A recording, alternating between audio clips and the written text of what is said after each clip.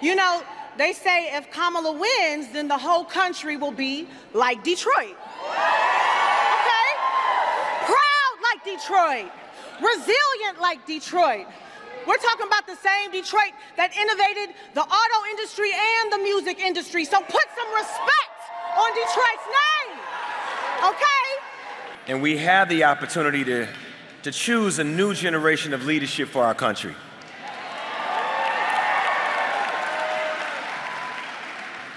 We all know what it means to be supportive, but ladies and gentlemen, we are here to support the next President of the United States,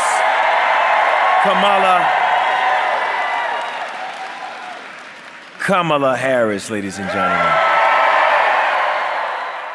Kamala Harris continues to draw star power to attract voters with just 15 days to go for D-Day of US election.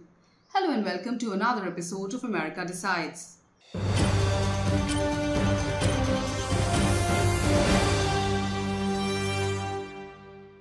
US election is reaching fever pitch as candidates make their last push for votes.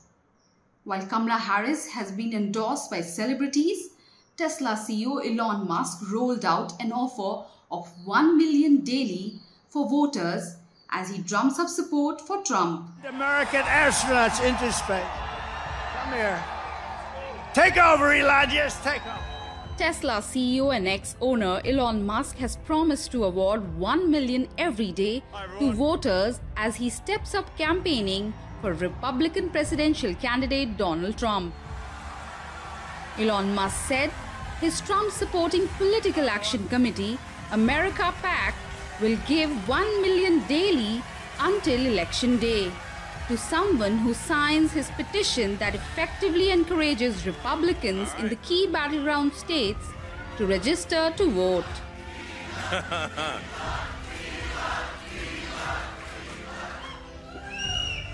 Well, I'm guessing this is a pro-Elon crowd somehow. Thanks, guys. The commitment, which started on Saturday as Musk handed over lottery-style check to the first winner of this contest at a town hall event, could mean Musk is on the hook for $17 million if he remains the solo donor for his own PAC. Musk rallied solo for the former US president in the key swing seat of Pennsylvania. You know, it's important, it's really important to get out and vote. And voting early is just, anything can happen on election day. There's a lot of things that can go wrong and prevent you from voting. So if you can get in your vote early, you know, your ballot's in and you don't have to worry about it. Pennsylvania, everyone needs to get out and vote early. So a lot of it is I think, convincing people who sometimes feel like the vote doesn't matter or it's all rigged or whatever, that actually the vote does matter. And if there's any election in their lifetime that they're going to vote, they should vote in this one. This one, it really is a big deal. The thing that scares the system, that scares the machine, is that Donald Trump is not a puppet. He's a real person, you know, and he's not beholden to anyone. And that's why you see sort of, you know, that they're trying to kill him, you know. And you know, I mentioned as a joke, I meant it as a joke, that no one's even bothering to try to kill Kamala. You know, because there's no point. There's no point, is what just get another puppet, you know? And I've had many conversations with President Trump, who is very much aligned in thinking that we need significant government reform. We need to get the government out of people's lives, really. And have America be the land of liberty, which is that is what has made America great. Is the land of liberty and opportunity. The bromance between Musk and former US President is in full display amid reports of him serving in the Trump administration. Last month, Donald Trump said he would enlist Elon Musk to run a government efficiency commission if he wins a second term as US President. Republican candidate Donald Trump has centered his campaign around personal attacks on Kamala Harris. His advisors fear this could alienate swing voters. However, Donald Trump is showing no sign of backing down, and he has intensified personal assaults on Harris. But she's radical left, and Crazy Bernie is radical left. And this one, Kamala, is further left than them. So you have to tell Kamala Harris that you've had enough, that you just can't take it anymore. We can't stand you. You're a shit vice president. The worst. You're the worst vice president. Kamala, you're fired. Get the hell out of here. You're fired. Get out of here. She doesn't want to be called border czar. But you know what? I don't care. She was in charge of the border. This mentally deficient president put her in charge of the border, and she never went there, not once. John McCain. Obama emphasized on the importance of protecting decency in the White House and democratic values. Barack Obama is back on the campaign trail, this time in the heat of Arizona, rallying support for Vice President Kamala Harris.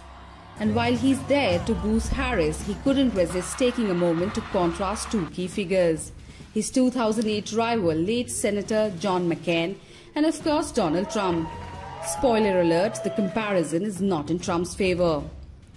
Obama kicked things off with a nostalgic note to his political rival John McCain, who represented Arizona for decades. And if there is one thing Obama made clear, it's that McCain was a man who stood for character. Obama described McCain as a leader who believed that some values, honesty, decency, and respect, transcend party lines. You know, John was conservative, to put it mildly. Ran against me in 2008. Talked about me on the campaign trail. But you know what? He understood that some values transcend party.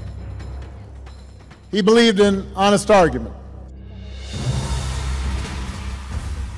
And here's where Obama got to the heart of his message. He lamented how, with Trump's rise in politics, the values that McCain stood for have been set aside. But Obama wasn't done yet. He threw a few well-placed jabs at Trump, making the crowd chuckle in the process. First, he mocked Trump's strange claim of being the father of IVF. The crowd ate it up as Obama leaned into the classic mix of serious points wrapped in humor. It wasn't just a policy critique. It was a personality critique, and Obama made it clear that he believes Trump's behavior is far from presidential. The underlying message was about character. Obama painted McCain as a man who, despite their political differences, valued the core principles that make democracy work.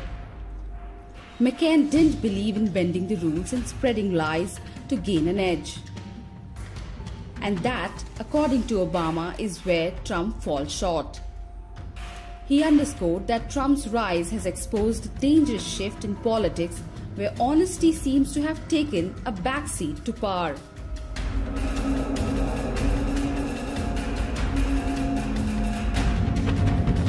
Obama wrapped up his speech by reminding the crowd why he is really there, to support Kamala Harris. He urged people to get out and vote, framing this election as a chance to reaffirm those values McCain championed and to reject the divisive politics that Trump represents.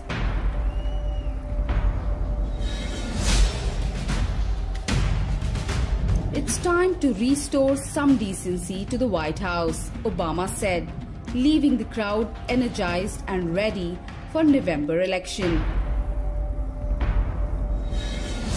With just days to go to the high-stakes elections, Obama's message is clear. It's not just about who wins. It's about what kind of values we want to guide the country. Arizona is once again a battleground, and Obama is making sure everyone remembers what's at stake. A CNN poll project analyzed the word cloud of Kamala Harris and Donald Trump. They even tracked down what Americans are hearing, reading, and seeing about presidential nominees. As 2024 presidential election heads into its final stretch, Kamala Harris and Donald Trump are making headlines in very different ways. According to the Breakthrough, a CNN polling project, both candidates have been busy and the American public is definitely paying attention. Vice President Kamala Harris has been on a media blitz. From high-profile interviews on 60 Minutes to chatting with the hosts of Call Her Daddy, she has been showing up just about everywhere. And it's working. Do we believe in freedom? Do we believe in opportunity? Do we believe in the promise of America? And are we ready to fight for it? Nearly 70% of Americans reported hearing, seeing or reading something about Harris recently. For many, the word interview is what comes to their mind when they think of her first. One respondent even called it the media blitz everyone wanted. On the other hand, Donald Trump has been dominating the rally circuit. He has been holding big events even in states where he wouldn't expect, like California and New York. In fact, 73% of Americans say they have been hearing about Trump mostly thanks to his rallies. And when it comes to Trump's campaign, the word rally is the big buzzword.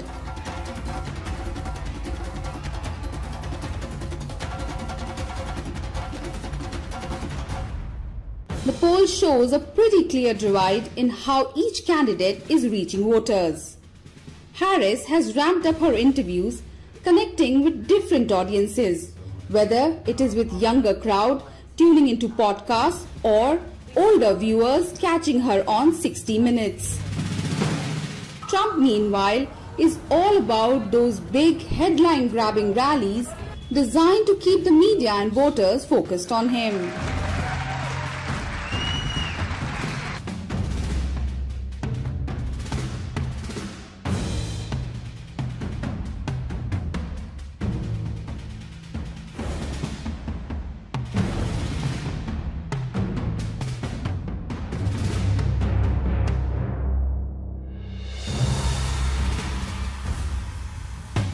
But there's one theme that's sticking around both campaigns: dishonesty.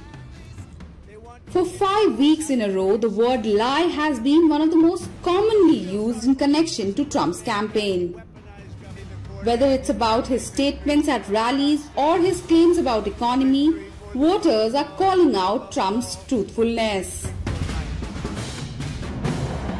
And while Harris is not immune to this kind of criticism, the poll found that when the word lie comes up with her, it's sometimes about lies being told about her, particularly around hurricane relief efforts.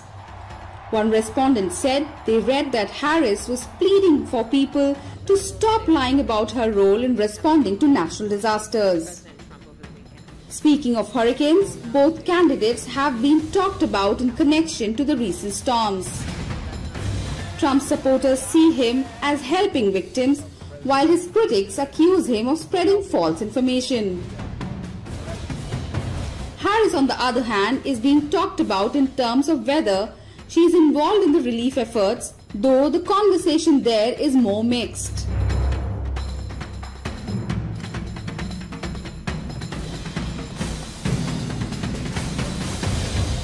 As election day approaches, both Harris and Trump are squarely in public eye. But the ways they are being talked about and what people are saying could be more different. With just 2 weeks to go, the final push is on, and the poll suggests voters are tuning in closely. Now let's take you to Clum, the only American county to have the honorary title of being presidential election bellwether. Located at the edge of northwestern United States, nearly 5,000 kilometers away from the White House, Clum has voted for the winner in every presidential election since 1980. Here's what the voters have to say about these elections. Reminded, our county is a bellwether county. We are the last county that how it votes on November has been an indicator of how the presidential election turns out as a whole. And we'll see if that gets kept after this November. And unfortunately, I'm not sure how the county is going to vote in November, to be honest, and I do kind of follow that a lot closer, and it seems really close. So, yeah. Well, we have two greatly different candidates, and I'm pro-Trump, and I think one of his best policies so far is the anti-war policy, just not going to war. I think Trump's going to win. Whether or not Clum County gets that right as a bellwether, that's debatable. It's getting to the point where even if you're not looking at an election, you're not going to like hang around with somebody who disagrees morally and disagrees politically and disagrees about everything that you think. So there's some division going on. And it might go away after the election, it might get worse. That's all for today. Tune in tomorrow at same time for another episode of America Decides.